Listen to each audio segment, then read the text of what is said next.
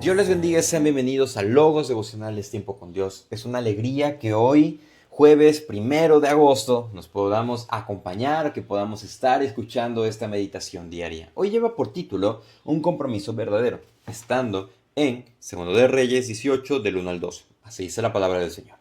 En el tercer año de Oseas, hijo de Ela, rey de Israel, comenzó a reinar Ezequías, hijo de Acaz, rey de Judá. Cuando comenzó a reinar era de 25 años y reinó en Jerusalén 29 años. El nombre de su madre fue Abi, hija de Zacarías. Hizo lo recto ante los ojos de Jehová, conforme a todas las cosas que había hecho David su padre.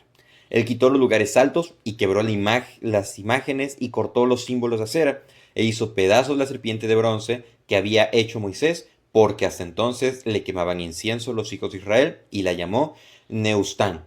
En Jehová Dios de Israel puso su esperanza. Ni después ni antes de él hubo otro como él entre todos los reyes de Judá, porque siguió a Jehová y no se apartó de él, sino que guardó los mandamientos que Jehová prescribió a Moisés.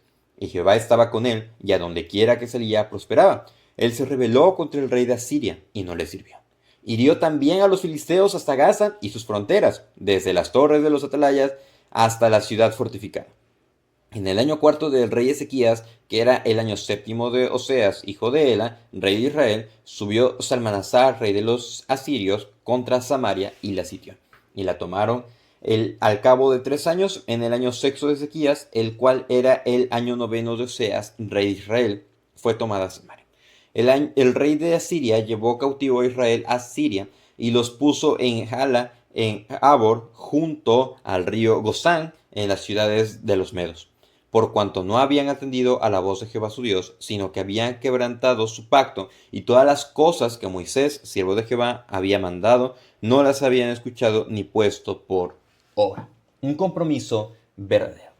El día de hoy nos vamos a estar ubicando en la continuación, lo que es ya los últimos capítulos del libro de Segundo de Reyes, pero también la historia cómo da un giro. Ya no vamos a saber absolutamente nada del reino del norte, porque ya no hay un reino del norte, ya no hay Israel, sino que ahora es Samaria, una colonia asiria que está conformada por personas que sobrevivieron de la deportación y con gentiles, los cuales definitivamente vemos que no quisieron agradar a Dios, escucharon, habían atendido un poco a lo que es la ley de Dios, a lo que es obedecer los sacrificios, pero prefirieron vivir de acuerdo a lo que ellos pensaban.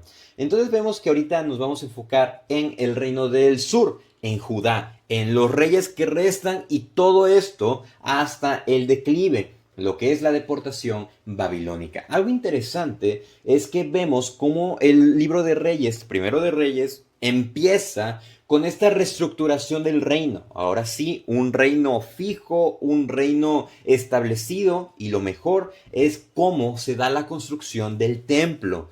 El templo que empezó con Salomón. Y entonces vemos cómo ellos inician adorando a Dios, entregándole a Él, y que sea él gobernando junto al rey.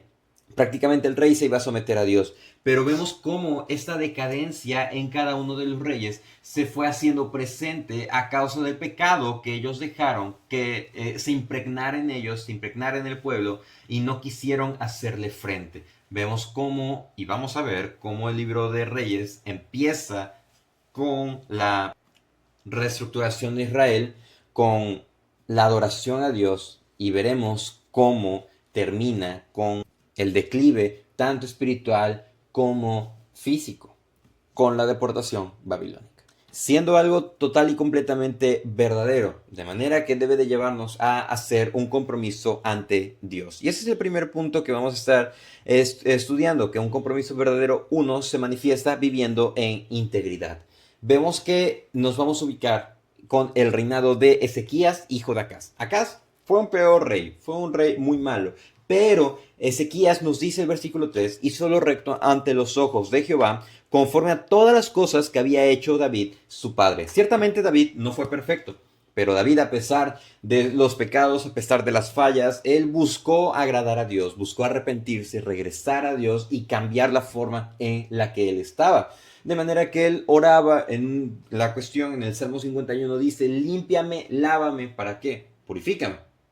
y así pueda compartir a otros de tu verdad y de tu restauración. Y eso fue lo que hizo. Entonces, Ezequías lo que lo caracterizó fue andar bien delante de Dios. Y es lo que debe de ser la integridad. Algo íntegro es algo que está conformado de una sola pieza. Entonces nosotros debemos de ser íntegros delante de Dios. Andar en ¿la verdad de qué? Del Evangelio. Entonces, si nosotros cumplimos, obedecemos lo que Dios nos dice, eso es hacer lo recto y no para quedar bien con las personas, sino hacerlo bien para agradar y glorificar a Dios.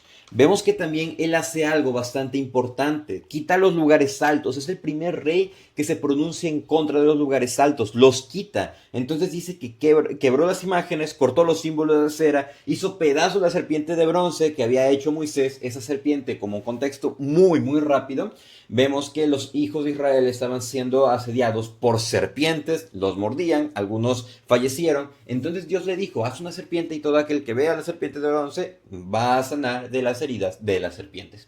Ellos lo tomaron como idolatría, cuando realmente estaba apuntando a Jesús. Que todo aquel que viese a Jesús, él iba a ser salvo. Entonces, vemos que los hijos de Israel habían tergiversado absolutamente todo, que ya lo estaban adorando. Y la acción de Ezequías fue destruirlo. Y eso es algo que lleva incluso la integridad. Que quitemos todas aquellas áreas que puedan ser ocasión de caer, que puedan ser ocasión de pecado, ser determinantes con lo que nosotros estamos viendo, con lo que está empezando a mermar nuestra relación con Dios, lo que está empezando a mermar la oración. Y es lo que el Señor Jesús dijo, si tu mano te es ocasión de caer, si tu pie te es ocasión de caer, si tu ojo te es ocasión de caer, pues sácalo o córtalo de ti. Te es mejor entrar tuerto o con falta de alguna parte del cuerpo al reino de los cielos. Es mejor. ¿Por qué?